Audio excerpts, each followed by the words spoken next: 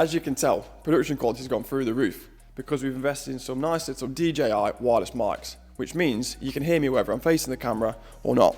In today's video, we're going to be doing a little recap on the projects we've got going on at the moment. We've got the M4 Track Car, Time Attack Cars, TCR car, and we're going to be doing an update on the sim rig as well.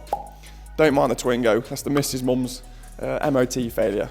So that's just in for a little bit of repair. So starting with the M4, the last couple of videos have been part 1 and part 2 of the build. Part 3 will be coming in the next couple of weeks, where we'll be fitting some cooling upgrades.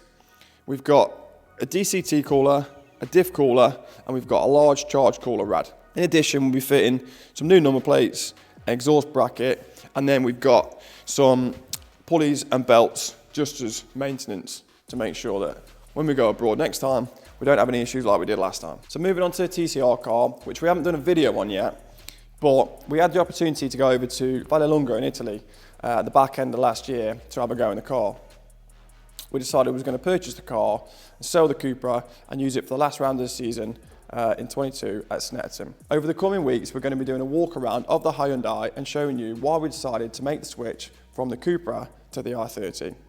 Also in the coming months, we've got some pre-season testing booked at both Snetterton and Donington, and I'm excited to get back out in the car, and I can't wait to show you guys. If you've not seen the videos on the Cupra yet, the link will be somewhere up here.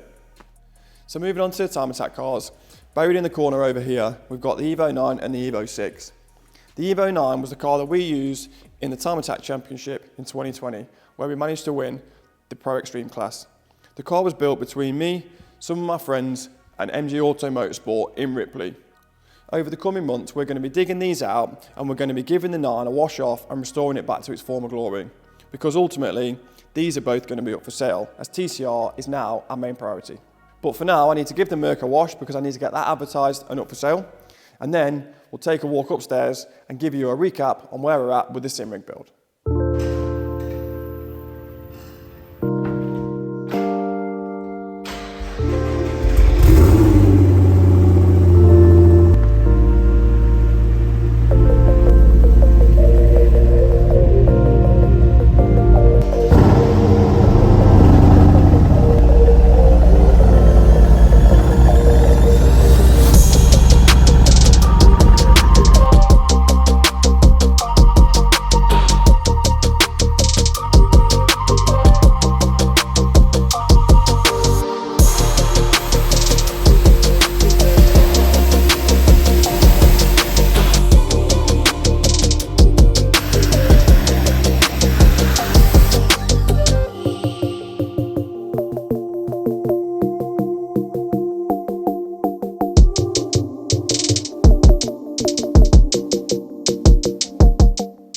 So the Merc's all washed now and we're back up here in the loft.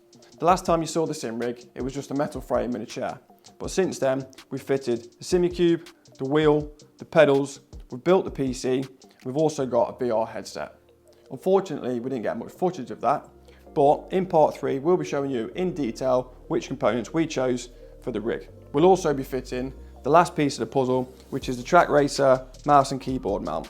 So if you're interested in catching any of the videos that we mentioned earlier on today, make sure you smash that subscribe button, give the video a like, and we'll see you in the next one.